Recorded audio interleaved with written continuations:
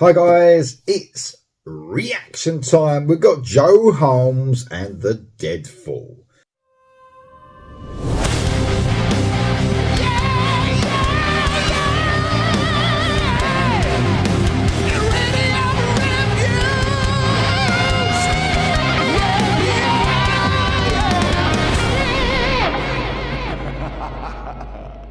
My mate Mark Clower emailed me and asked me to do this one. So Joe Holmes, Aussie, played a bit for David Lee Roth as well. Great guitarist. The main one I can relate to is he produced the best album of 1987, in my opinion. The top album. He was with Lizzie Borden on Visual Eyes.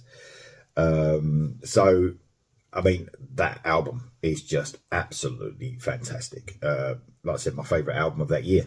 After 1986, what an amazing year that was. The best year in rock and metal. And Lizzie Borden came out with Visual Eyes in 87. What a fantastic album. What a fantastic guitar album as well. So also joining Joe Holmes is bassist Robert Trujillo, I think that's how you pronounce his name, probably completely wrong, obviously from Metallica. I've got Mike Baldwin on drums and Robert Locke on the vocals. Can't wait to hear this. Here we go, guys.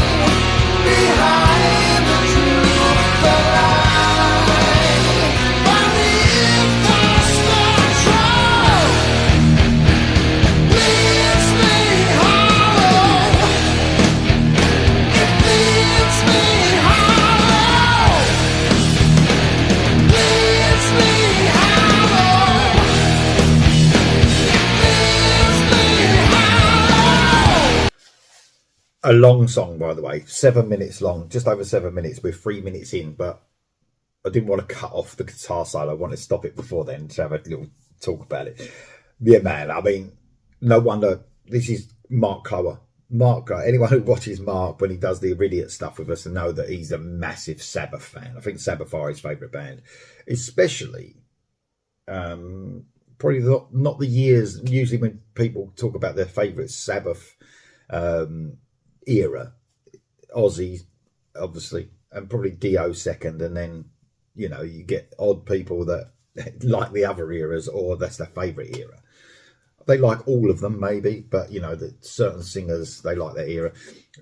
Mark is a massive Tony Martin fan, so it's his favourite singer. So that's his favourite Sabbath era, and I can understand why Mark loves this song so much, because it's really hones in on that era of Sabbath. Even like the Glenn Hughes sort of era, for me, that one album that he did, it's got that sort of sound, very Sabbathy.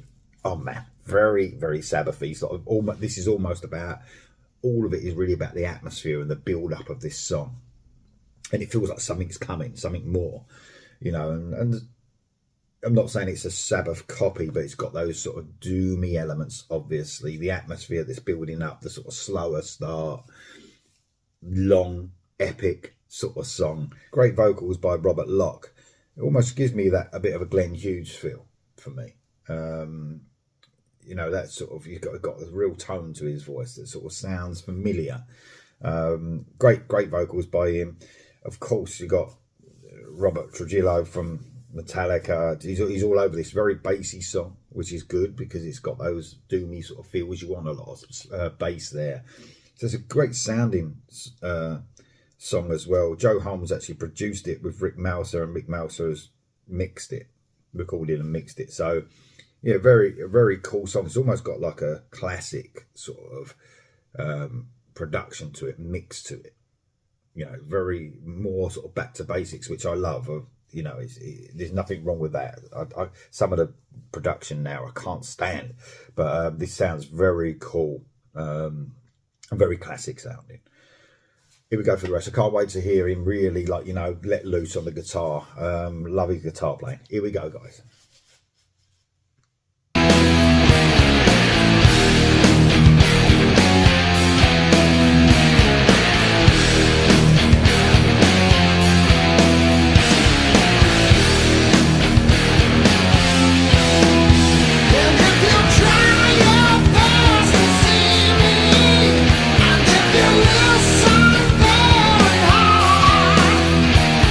I'm not that far behind you.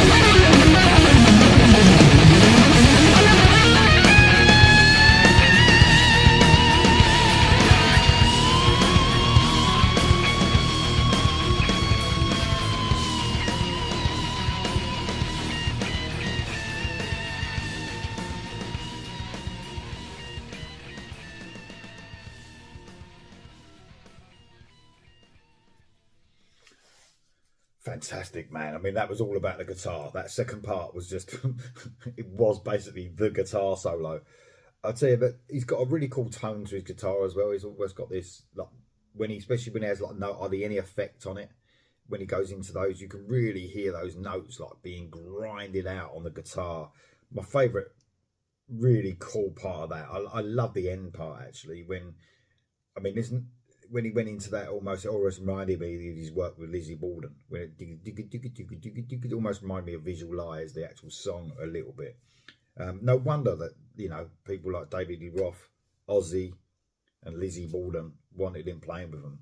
I mean, look at the guitarists that Ozzy's had, the best, you know, Randy Rhoads, Jakey Lee, and, you know, just no wonder he wanted Joe Holmes, a great guitarist.